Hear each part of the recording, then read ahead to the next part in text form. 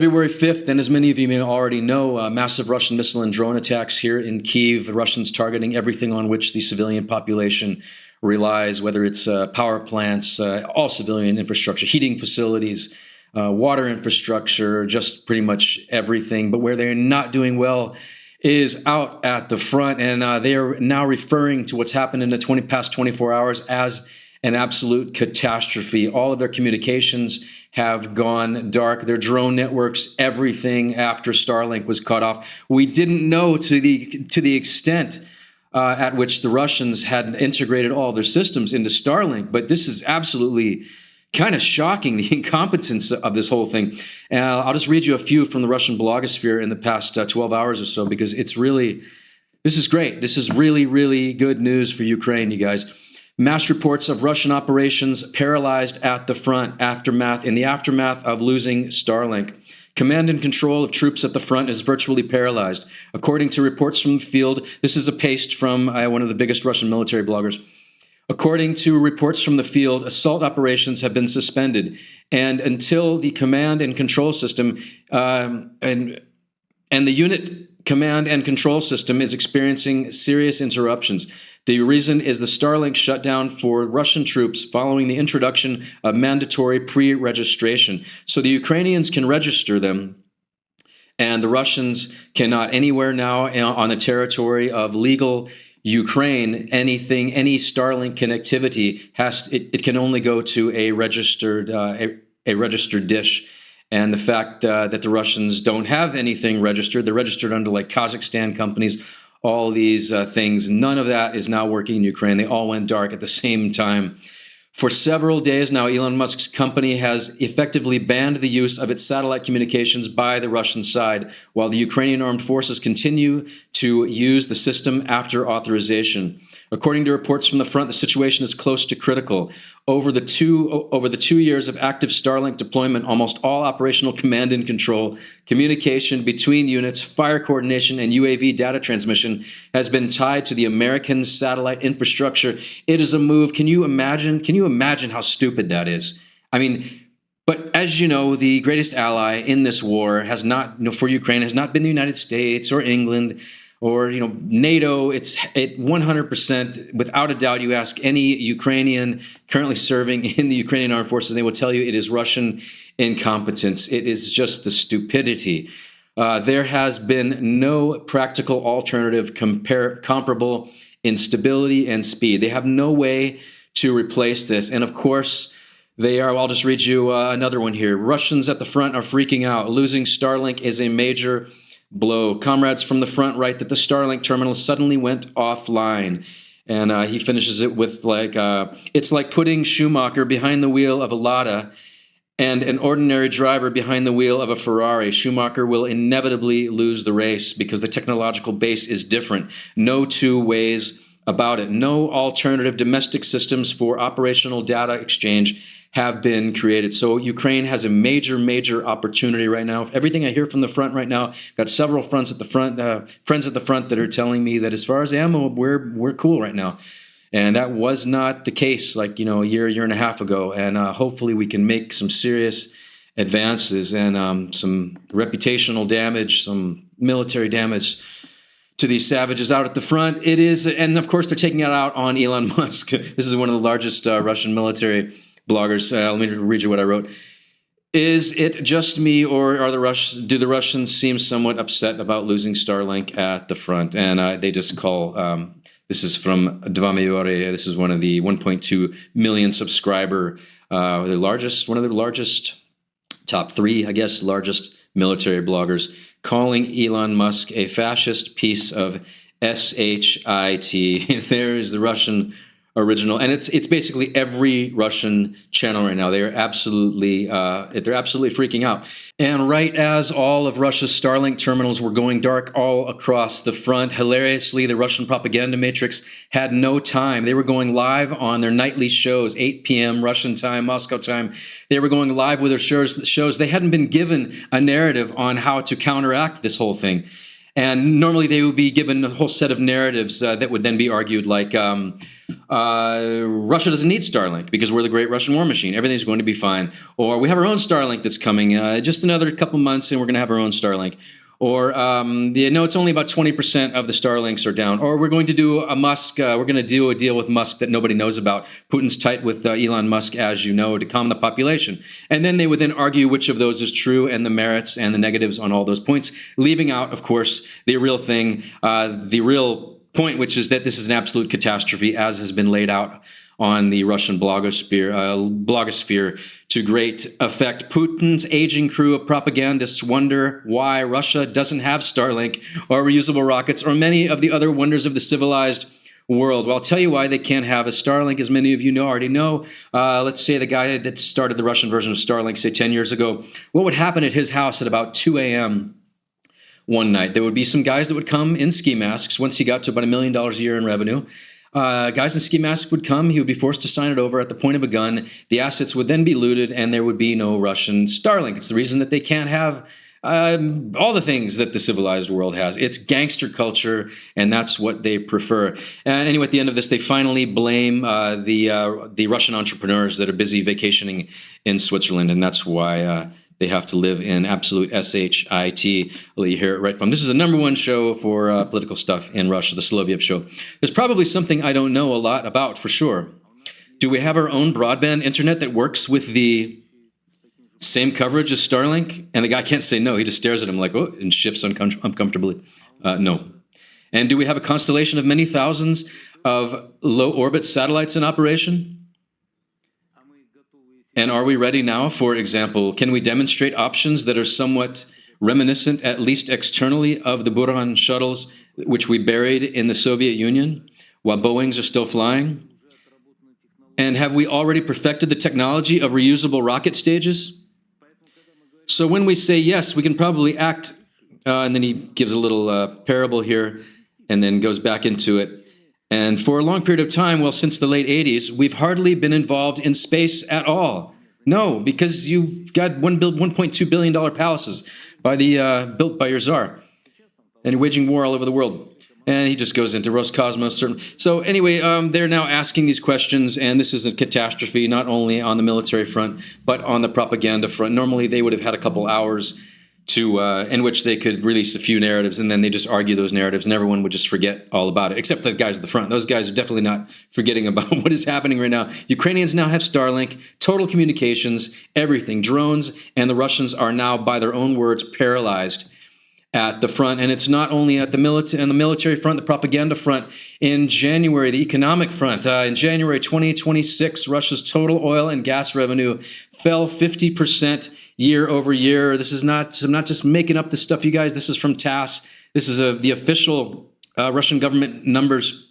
So it's probably much worse than what they're stating. Russia's oil and gas revenues fell to 393 billion rubles in January 2026. In January 2025, a year ago, this figure amounted to 789.1. That's a change of 50.2%. As you know, the Russian oil industry and gas industry is the core of the Russian economy. They are a one-trick pony for you chart guys out there. This is what it looks like on the chart. It's just a catastrophe. This is the lowest since COVID.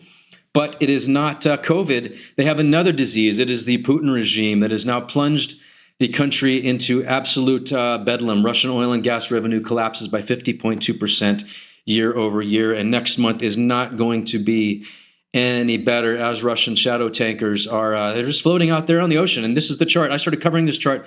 I started this channel about, 6 months ago. And I started covering this chart about 3 months ago, back when it was way down here. And now look what we have. Unsellable Russian crude oil continues to flood the world's oceans, stored on tankers, awaiting buyers. And every day they're incurring about $100,000 a day per tanker. And as any potential buying counterparty understands the value of this oil, it is only going lower and lower the longer they wait Russia out. I wouldn't be surprised, like I've said before, if this oil ends up going for around $15 a barrel. Why wouldn't it? If you know your counterparty is only increasingly desperate, more desperate every day, time is on your side. Time is not on on Russia's side. And just a reminder, if you guys can like and subscribe, you guys, there's no problem liking. You guys are liking like crazy. If you can just subscribe, I totally appreciate it. This channel's like 6 months old. We've got, I think, 32,000 subscribers, and I really want to boost it to boost the reach. Our Twitter reach is huge, but we really got to get this YouTube project off the ground. And if any way you guys can help me out with that, I totally appreciate it. And it's not only the oil part of the segment of the economy that is in absolute bedlam. It's the Russian car sales continue to collapse with a further 28.7% drop in sales for the country's most popular car model, Lada. And this is out of, I believe, Kommersant, Russian mainstream media. This is the English translation. Sales of Lada passenger cars in Russia fell by 28.7% in Russia. Every month it is lower and lower and lower. Absolute catastrophe. Every segment of the Russian consumer economy is being destroyed. It's really just making missiles and tanks. That's really all they have at this point. The epidemic of bankruptcies across Russia is now manifesting in protests, with demonstrators hoping that a combination of begging the Tsar for relief and praise for the Tsar will prompt him to halt the blistering rate of tax increases that is crushing all forms of business. As you know, at the beginning, Putin was raiding, companies, oligarchs that he didn't like in order to help fund the war. Now he's raiding the civilian population, and increasingly, just overtly. I mean, these are massive tax increases. To import a car that's worth, say, $20,000, you need to spend about $40,000 just in taxes, for example. Taxes have skyrocketed. This is a little protest out in Irkutsk. Russian entrepreneurs continue to complain about the exorbitant tax increases from 2026 and are begging Putin to reverse this decision, as it is forcing them to cease operations and close down. Representatives of small businesses are recording video appeals on social media in which they complain that the new taxes are completely bankrupting them, and in some cities are even holding rallies out of desperation. Although protesting in Russia is not really a done thing and can be fraught with problems from the authorities. One such rally recently took place in Irkutsk, where local entrepreneurs recorded appeals to Putin and asked him to lower the taxes. What their logic is they are trying to appeal to Putin now, saying that, look, we were giving all sorts of money in a charitable sense to the armed forces. Bulletproof vests and netting and drones and all these things, which they probably weren't.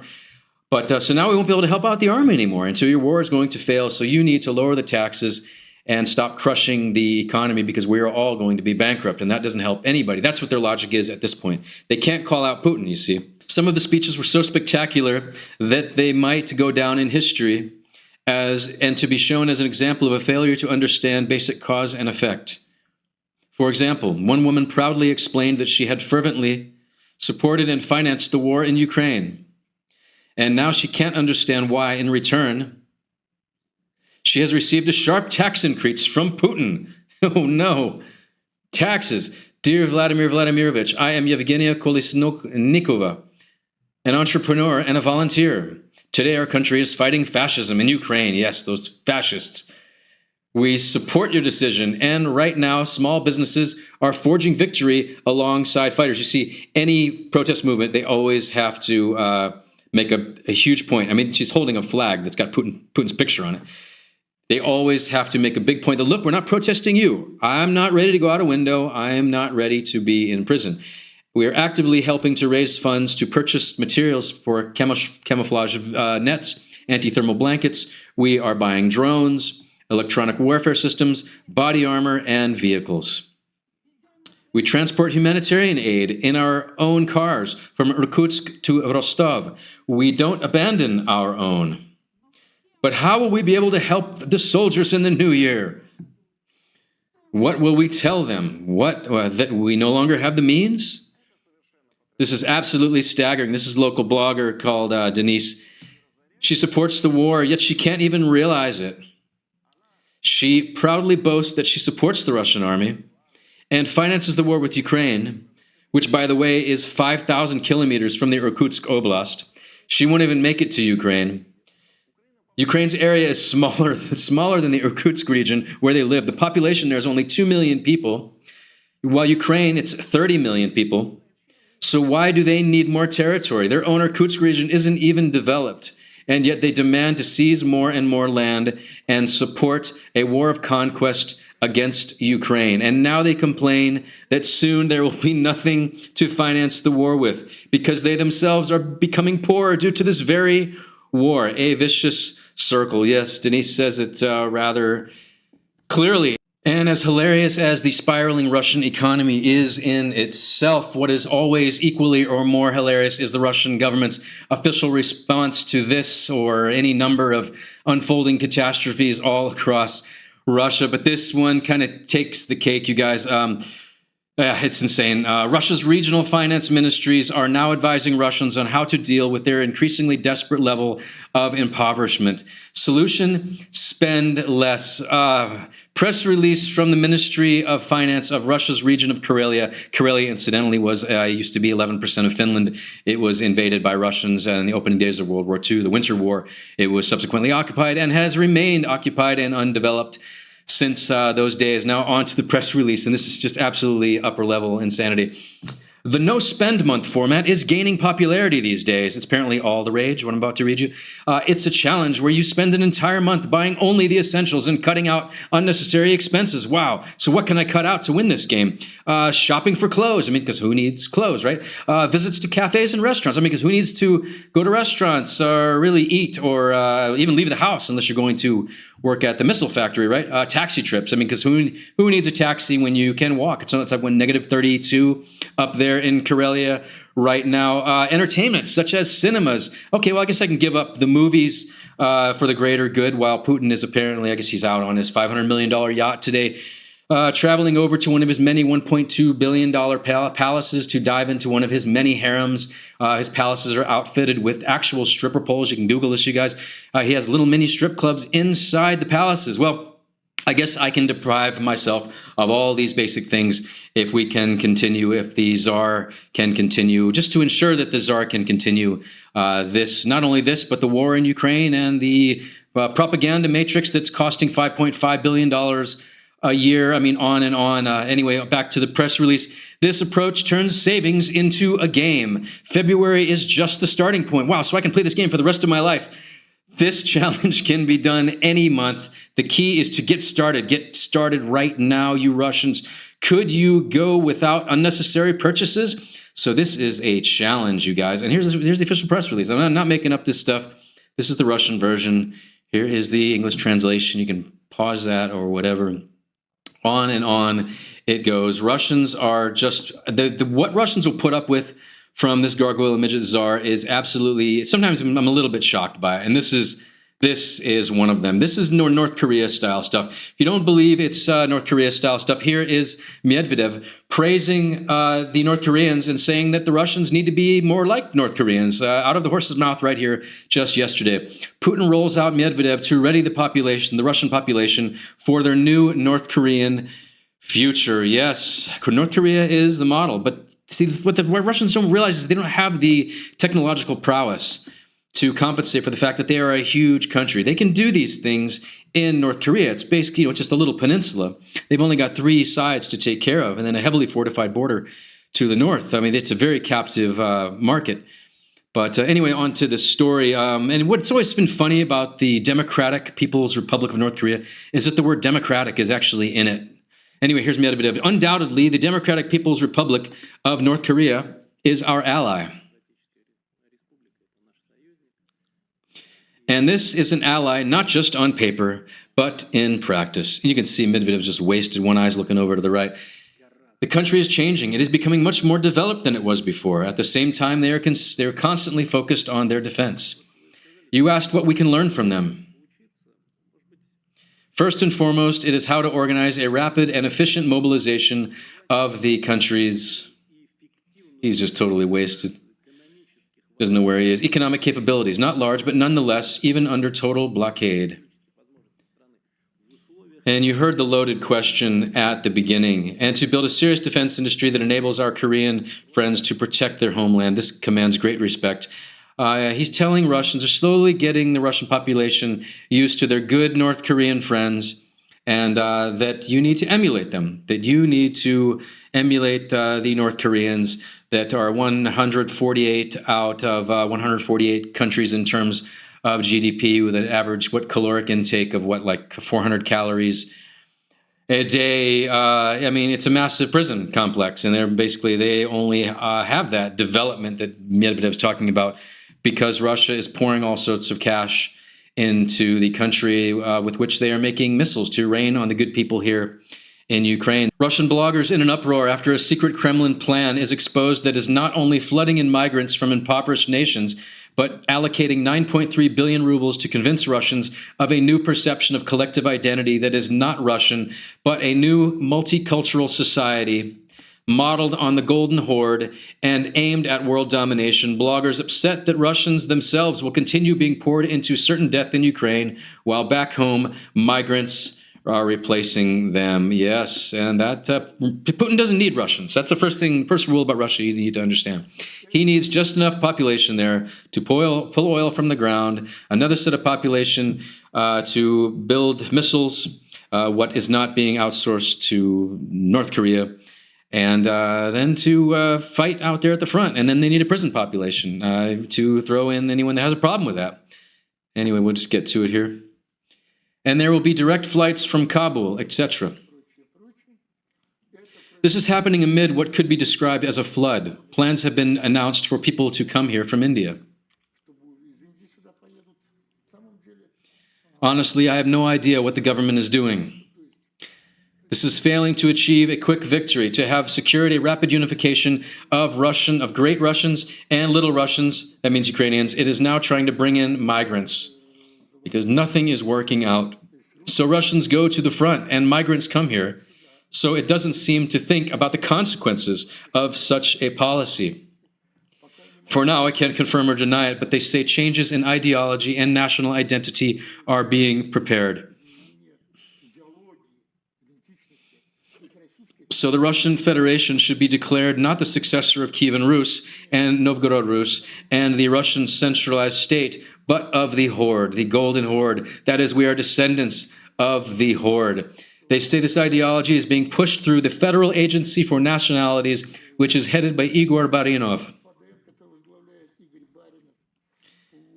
The program has been allocated 9.3 billion rubles over 3 years. Work is already underway.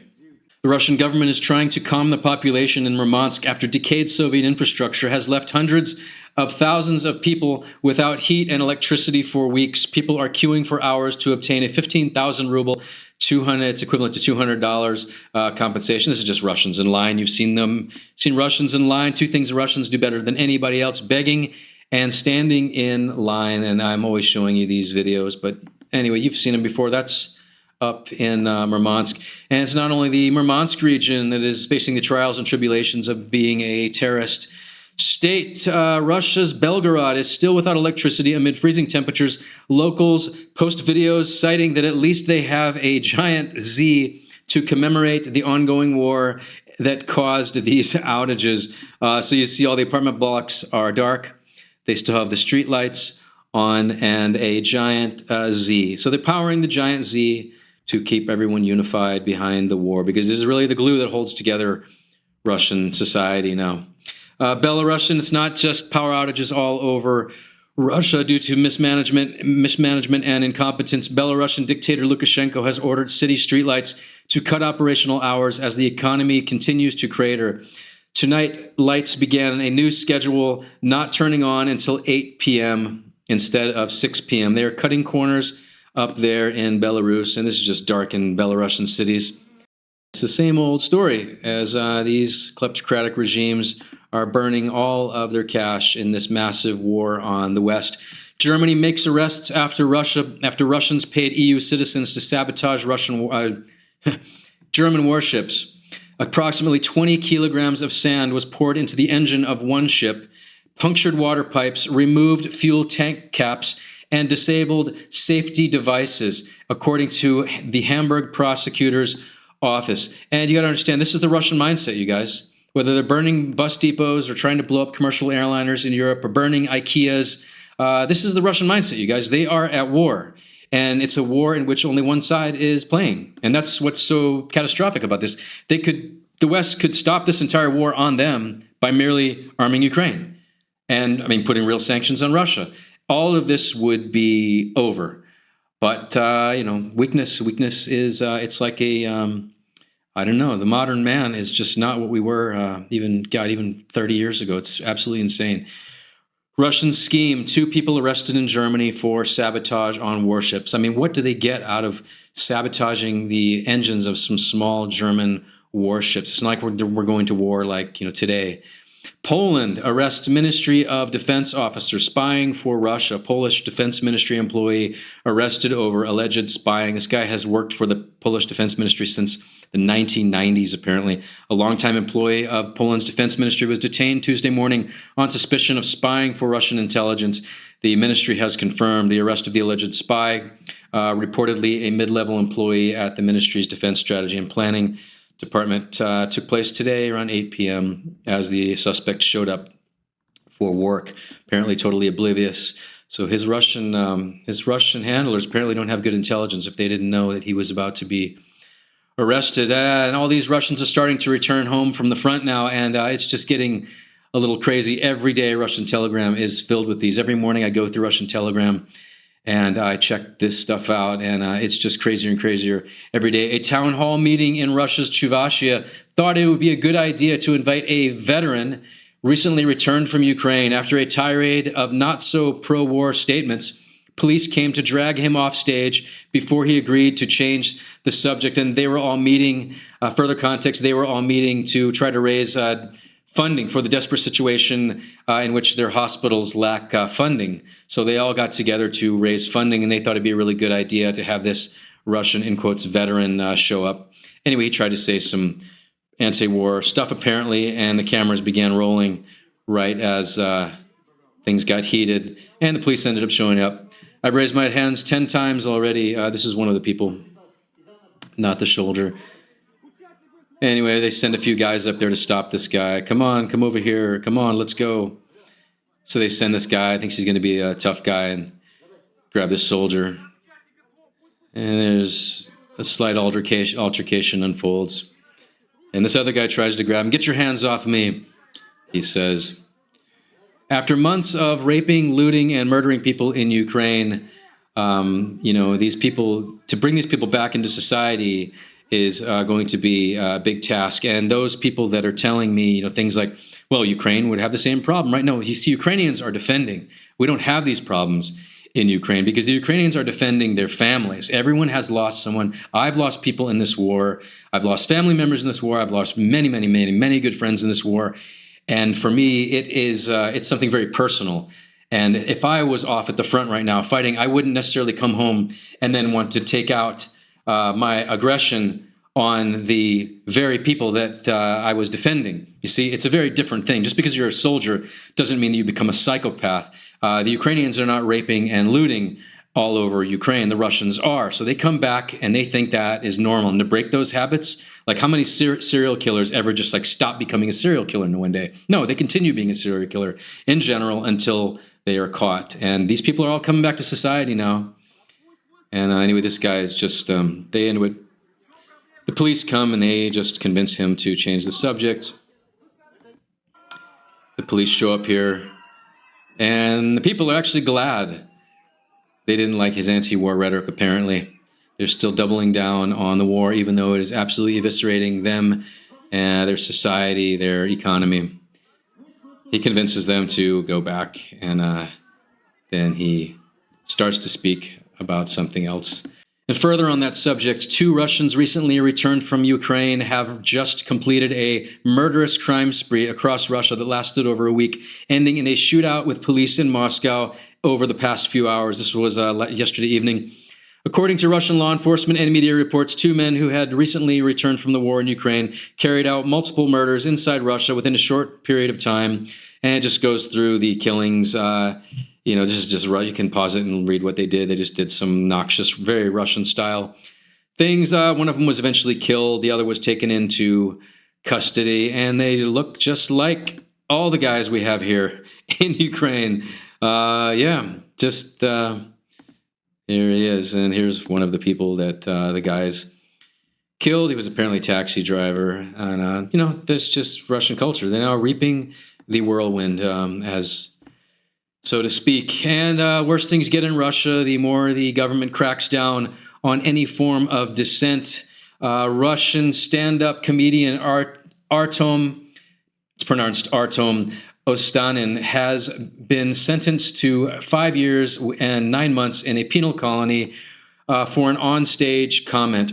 Ostanin was found guilty on charges of inciting hatred and insulting feelings. Media Zona is reporting. Earlier, the prosecutor requested 5 years and 11 months in a penal colony for the comedian. Yes, jailing comedians. The reason for the persecution, it says persecution, but it's actually prosecution.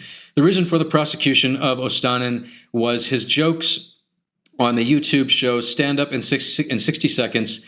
In one, the comedian talked about a man with a disability who crashed into him on a skateboard in an underpass. According to investigators, he was talking about a participant in the war in Ukraine. He didn't know he had been in the quote special military operation, and now he's going to jail for 5 years. Pretty young guy, and that is a shame. But that's what Russians want. There's only one of Putin, and there's 140 million of them, 130 million, whatever it is. So, they've got no sympathy for me. And a further installment in the ongoing east side, west side Ukraine-Russia rivalry in terms of the occupation of Kupiansk. As you guys may remember, the genesis of this story was Gerasimov himself, and Putin himself. This is the guy that runs the Russian military, and Putin himself coming out and saying that Russian forces occupy Ukraine's town of Kupiansk. So the Ukrainians had to come out and say, look, no, here's our soldiers. There's videos of lots of our soldiers just hanging out and relaxing in the middle of Kupiansk. So then Gerasimov, the guy that runs the Russian military, again came out and said, yes, we completely control the town of Kupiansk in Ukraine, and there's nothing that you can do about it. So Ukraine said, okay, well, look, let's just put a guy totally unarmed, one of our guys, the battalion commander, in the middle of Kupiansk, so anyone can geolocate it, and he'll be unarmed, no body armor, and he'll make a video. So they did that. They released that video, and I covered that like last week. And the Kremlin propaganda matrix is not giving up. They are once again saying that they control the town of Kupiansk. And I guess this is for an audience of one, probably in the White House, to say, look, they're just advancing. So Ukraine has once again refuted that, but done it in a way that is just next level trolling at a never before seen level. As you probably already know, the Russians are constantly sending in groups of like 2 guys to try to plant flags, shoot a quick video, and then get back to the front. Those guys are always wiped out. Ukraine is taking those guys out every 6 hours or so, according to one of my friends at the front.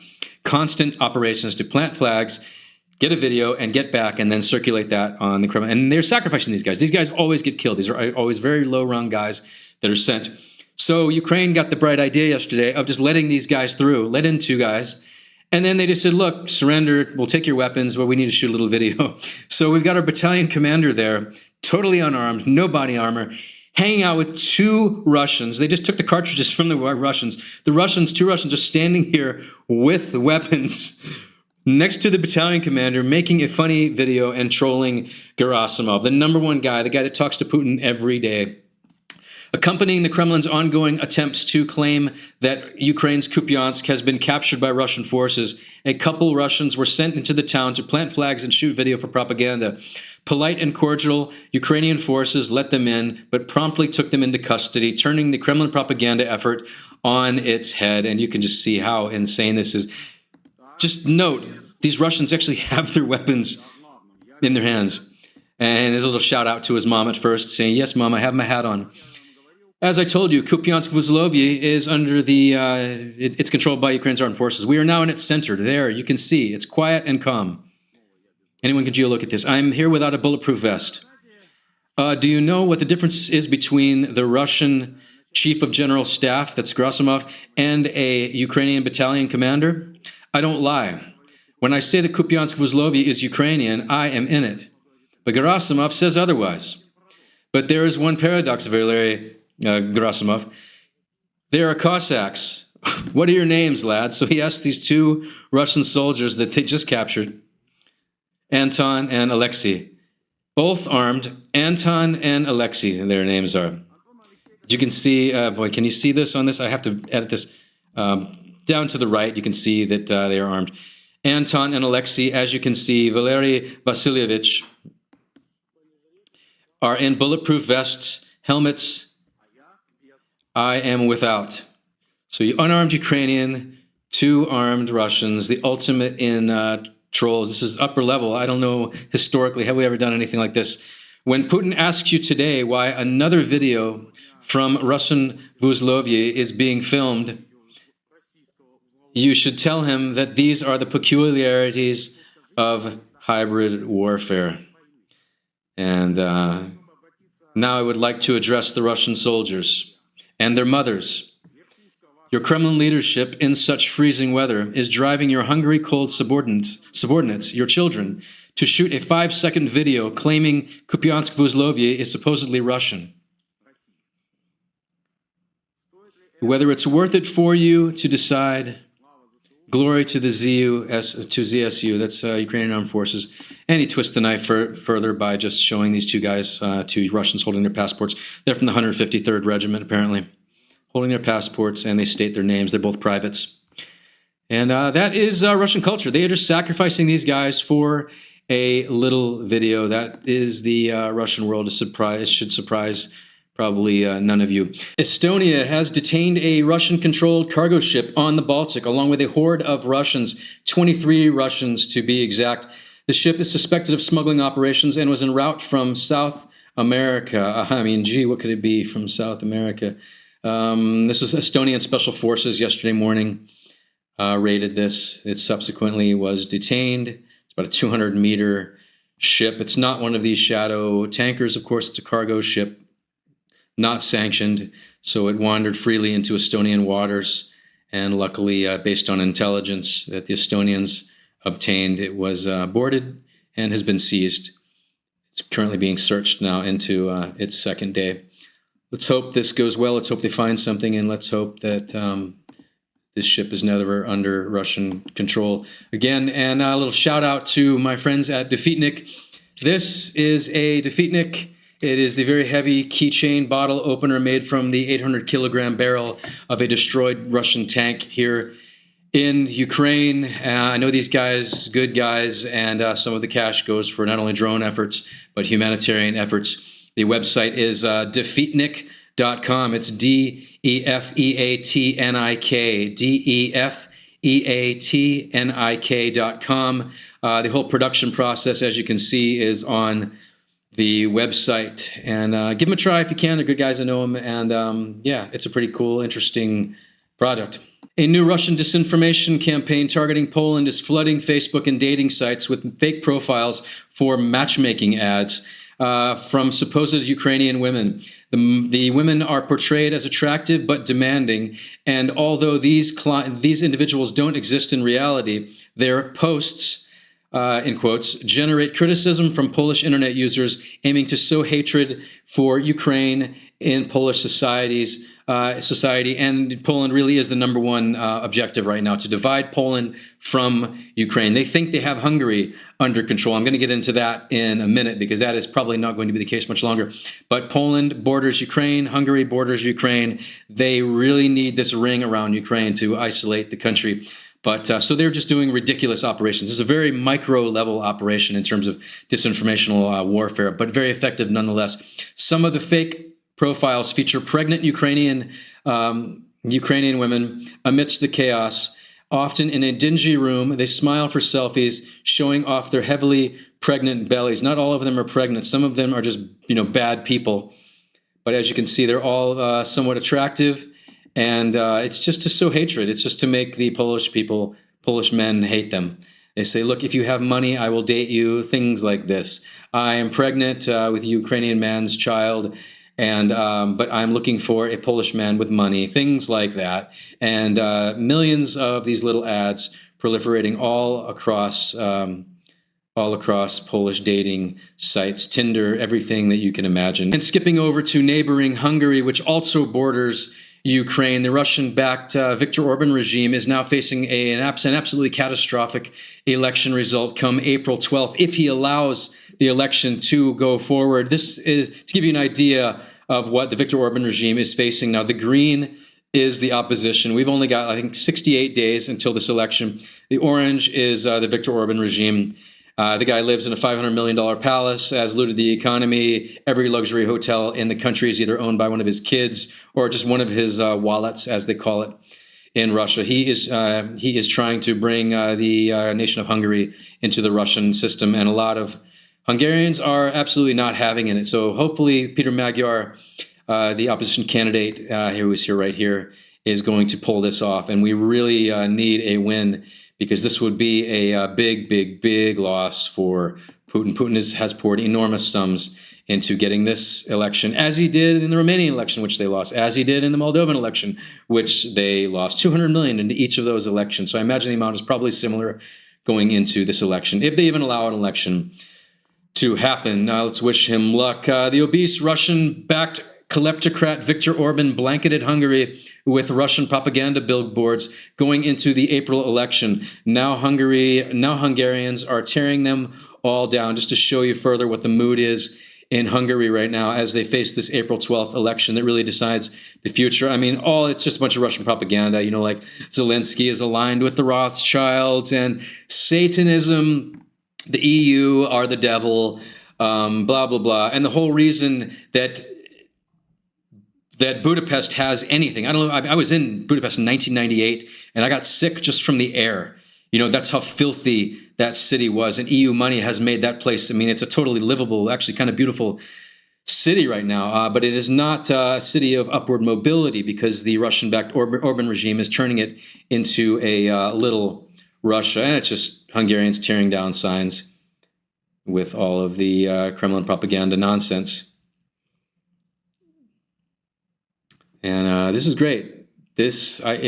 If Orban loses his election, it's going to be a very big deal. But I don't see that he is going to leave power. I think he's probably going to what they tried to do in Romania. They found houses full of bombs and cash. They thought they were going to not only rig the election, but they thought that as a backup plan, they would sow all sorts of division that culminated in riots, and then that would be sufficient to have the sort of chaos to where we could see something on the level of what January 6th happened, where the people bust into the Capitol building.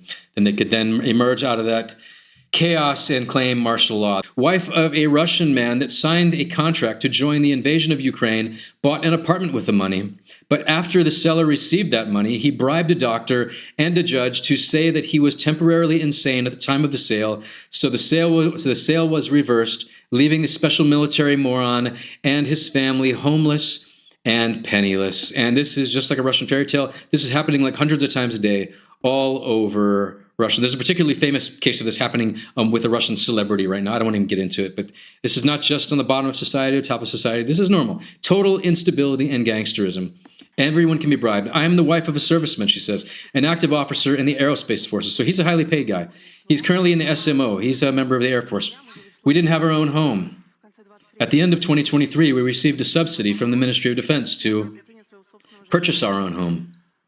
We were looking for a flat and found a suitable one. The transaction was registered with Rosstritr, and after the seller received the money, after receiving the money, he became uncontactable. And only 3 weeks later, he sent us a text message saying that the flat had been seized and that he would seek to have the sale and purchase agreement annulled.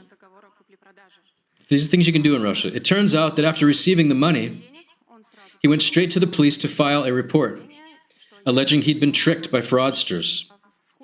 During the legal proceedings, a lawsuit was filed against us by the prosecutor. The acting prosecutor for the city of that's a ridiculous name. He claims that the seller allegedly received no money at all. Even though we have a receipt from the seller, we took possession stating that he received the money in full. Unfortunately, we lost in the court of the first instance at the end of August this year, all because the medical examination that anyway, they did a medical examination for this guy. So first you have to bribe the prosecutor, then you have to bribe the doctor to give you some sort of exemption, and then you have to bribe the judge. Everybody gets a piece of that money. That's how things work in Russia. And until you can pay all those people more, then you are out of luck. Because, see, that judge makes like $800 a month. The prosecutor's making like $800 a month. So you make your entire salary just from corruption, screwing people all day long. And, of course, the guy that put the scam together got the majority of the money. And now he'll probably sell that apartment on to someone else. Russian Telegram channels already accepting that Cuba is lost. Syria, Venezuela, Cuba, failed takeovers in Moldova and Romania, on and on. Putin is losing the empire. Cuba has been a Russian colony since 1960. I mean, well, Cuba was taken over by Castro in 1959. In 61, Russians pretty much had full control of the place. Anyway, the Russian bloggers are getting the Russian population ready for yet another defeat. They can't have Starlink and they can't have Cuba. And what can Cuba give us in return, he says, other than irrecoverable debts? So getting Russians ready for the propaganda narrative. Well, look, there's nothing in Cuba anyway, right? All this talk of strategic allies and a multipolar world is nothing more than rhetorical fluff. Objectively, we cannot counter the power of the United States in the Western Hemisphere, no matter how much we repeat the mantra about decaying imperialism. We have more than enough of our own problems, both internal and with our neighboring states, to waste resources on maintaining the freedom of bankrupt Cubans. And that special line right there, we have more than enough of our own problems, both internal and with our neighboring states. Yes, all resources are going to Ukraine, and you are losing the Russian Empire, the remnants of the Russian Empire, the Putin bounce. I call it the dead cat bounce of the still collapsing USSR. You had your little run, and now it is over. And just a reminder to prevent anything similar from happening in the future, that time that the IMF bailed out Russia amidst its 1998 implosion, people were drinking cologne in the streets with $5 billion, and all that money was immediately stolen, sent to Switzerland, then onto a series of front companies all over the world. I pulled this article out from Web Archive. You can Google it yourself. It still exists, and there are many, you can just Google it yourself and pull it up on a number of publications. But this is what the Russians did. They just took all that money while people were drinking cologne in the streets. So just to remember, before you send you Americans out there, before you send your congressman up to the Hill, say 10 years from now, and there's word that maybe there's going to be a Russian bailout, remember, don't bail out Russia. Don't bail out Russia. You can't fix Russia. It can only be broken up into small republics, disarmed. It's always going to be Moscovia. They're going to continue this genocidal spree. It's just the way Russia works. And the money would all be stolen. And I can see, they're already starting the whole sympathy campaigns and everything. So don't bail out Russia. And that's all I got for you today, you guys. Have a good one.